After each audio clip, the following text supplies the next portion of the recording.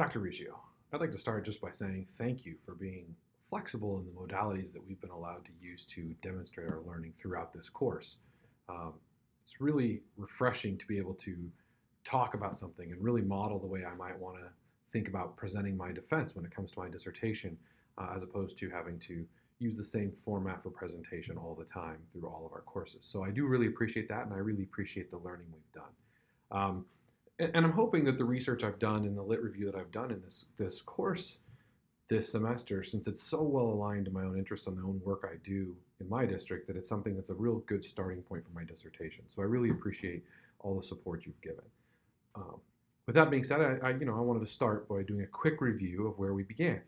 And we began this paper, or this research project, such as it was, really about asking a simple question about what can leaders do to close the gap between discourse around leading for equity and actually leading for equity in practice, the gap that I would call an implementation gap around leading for equity.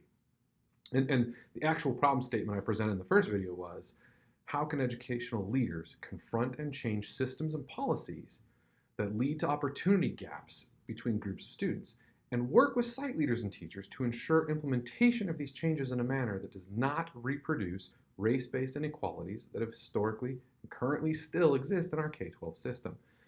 And it's a meaty question, and I think by no means have I solved this. And if I had, I think I would be well on my way to writing multiple books.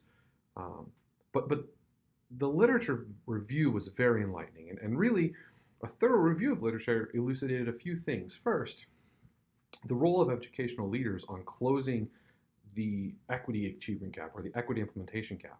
So we know that teachers are the #1 impact on student achievement, and leaders, specifically leaders like site principals, are the #2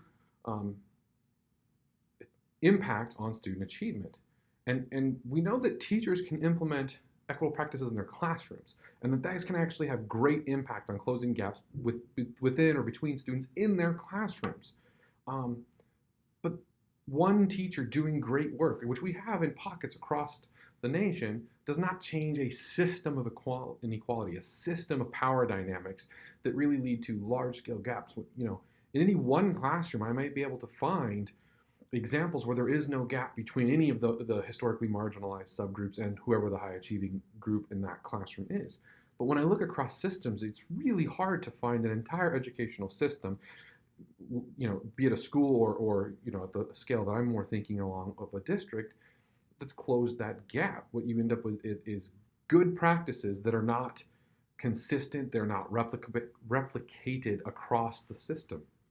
And so the literature review was pretty clear about that. The literature review was also pretty enlightening in terms of there's a lot of things leaders can do to bridge that equity gap, the implementation gap. And it really broke down into things you could do as a system, right? Policies you could put in place, policies around access, policies around opportunity, policies around instructional practices that you could put in place as a system. And it also talked a little bit about, the literature did talk a little bit about site-based leadership and site policies around having time to reflect and having the courage to surface implicit system biases, to surface teacher and PD biases that are leading to inequities. And so there's a lot of strong indications in the literature about what a system leader could do. And the problem is we see that, and we see systems that have mission statements around equity and say they lead for equity, and yet we don't necessarily see changes. And when you go into classrooms across and you visit hundreds of classrooms, you see sort of the same thing that you have, and you end up with the same results. And so I think one of the things that the literature review did is it really impressed upon me that as a leader, especially a system leader with an eye of equity or a lens of equity, I really want to lead for equity. I need to be well versed in a lot of these options that are research supported. I really need to look at all of them, not because I can in any manner in place all of them at once, but because it grows my tool belt as a leader, and the way I can react. So it may be that as a system we're going to put in policies but I know that my sites need different things based on what the site issues are, and so I have these different tools I can use. So being well versed, I think, is something that really came to light for me. And while I read a lot of articles, I could have read, you know, 10 times more and still have much to learn. So that's why I think this is fertile ground for the dissertation. But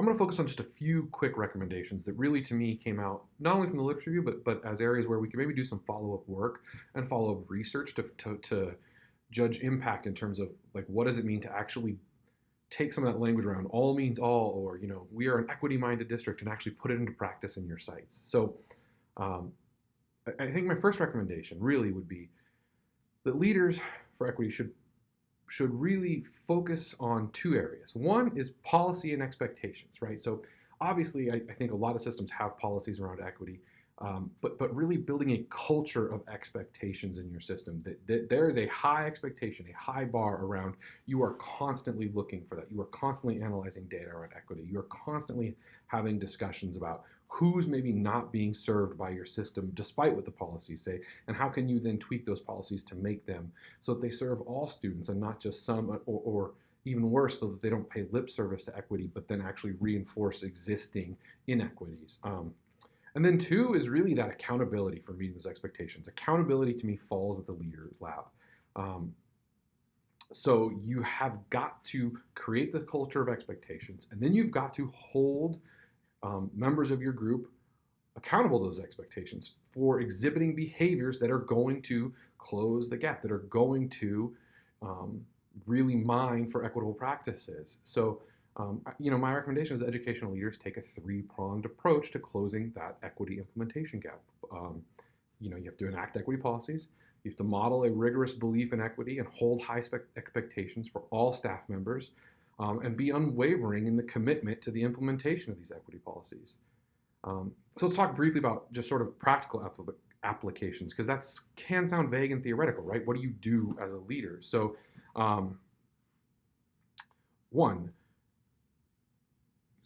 most districts, in fact, almost all that I researched briefly, have language around equity and how they are, in support of equity, and they want to close the achievement gaps, they want to open access, those types of things. And many of them are not actually effective. So step one is to really lead the work to surface and challenge implicit biases. I think if you're not willing to have courageous conversations with your staff about biases, including your own as a leader, you're not going to get to that point where you can lead for equity. So you have to reflect and surface those biases. You have to be well read.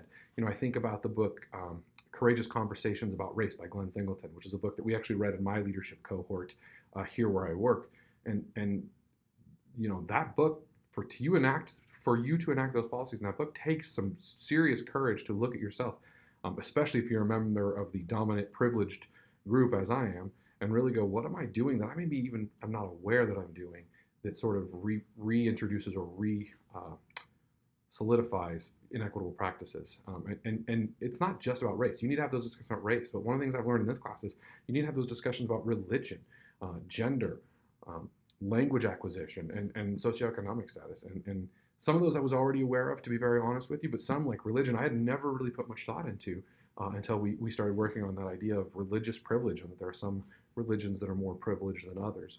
And then two, as you surface those equity issues in your system, you have to provide support to teachers. This is going to be uncomfortable, and I think this is where a lot of systems fall flat in the gap, right? They talk about it, they surface it, we believe in it, but we don't actually, provide any support for our teachers to have these difficult conversations. You have to have that voice. It's imperative to work with teachers in a supportive manner. They're going to grapple with this. They're going to reflect on this. If I've been teaching a long time, and you're going to point out to some of my practices unintentionally were not equitable, that's going to take me a little bit of time to internalize and deal with, and I'm going to need some support from my leaders. I think I have to model as a leader that high expectation for equity. I have to know what culturally relevant pedagogy is. I need to make sure it's the norm in my system, not the exception. I need to make sure I give my teachers training in how to deal with it, how to respond to it, how to implement these types of practices. And that means I have to be in their classrooms. I have to be going in there and giving them feedback in a supportive manner around their equitable practices, asking some tough questions. I cannot lead that, or educational leaders cannot lead that from their office. And I think, again, that's one of those gaps between enacting these policies or these languages around equity, but then these leaders are not actually in classrooms seeing it. And if it's like a coach with a sports team. If the coach never watches the team perform, they can never give good feedback and help the team get any better. If you're not, as a leader, watching your teachers perform, then you don't really know what you're getting out in terms of the implementation of equitable practices. You have to be in the classrooms. You have to be watching. And then finally, you have to be relentless in the pursuit of equity for your students, right? It might get hot. The temperature might get a little warm in some of the discussions you have to have with people. And you have to remember that we're in this to focus on all of our students getting the resources that they need to be successful. And this means holding people accountable. You can't pay lip service to it. You have to hold people accountable. And so while equity work is the work we have to do, it's not the easy work to do. And I think that's the part is sometimes our leaders have been told to be servant leaders, which is absolutely true, but they've been told to get buy-in from teachers, and sometimes they take that and they give it into not necessarily pushing and being relentless in that push for equity, but rather trying to make sure that everybody's enjoying themselves. And everyone can't enjoy themselves necessarily when we're going to do this tough work. And that leads me to the next piece, which is these are my opinions based on the literature review, based on the professional experience that I have in 20 years in an urban district, being a principal supervisor for the last 4 years and getting to visit hundreds of classrooms a year.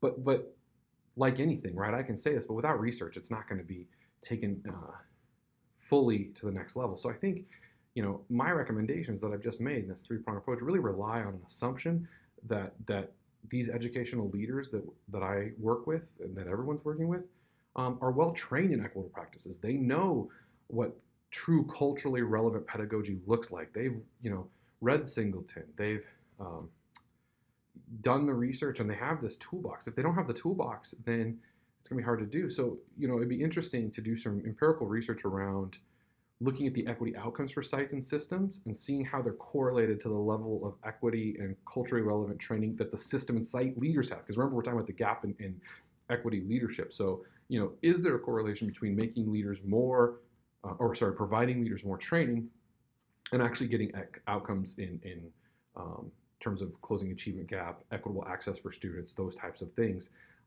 And if not, why not, obviously, which would just go back to my implementation gap that I started with. Although, again, I think a lot of the gap is that our leaders aren't as well trained as they'd like to be or as they need to be to do this work.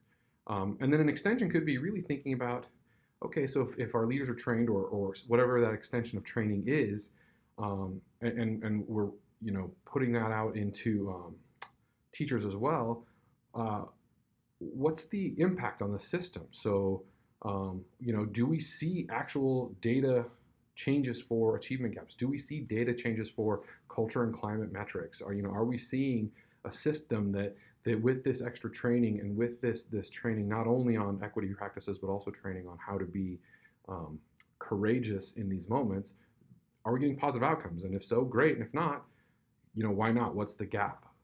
So that we can really hone in on is there a thing that is holding our leaders back, because we have this great discourse on equity, but we don't have these equitable outcomes. And we have got to get from discourse to outcome. We have to. It's imperative for our kids. So, I think we've covered a lot of ground, and I'm sure this was supposed to be 5 minutes, and I'm pushing 14 at this point. But just as a quick summary, a conclusion, Dr. Ruggiero.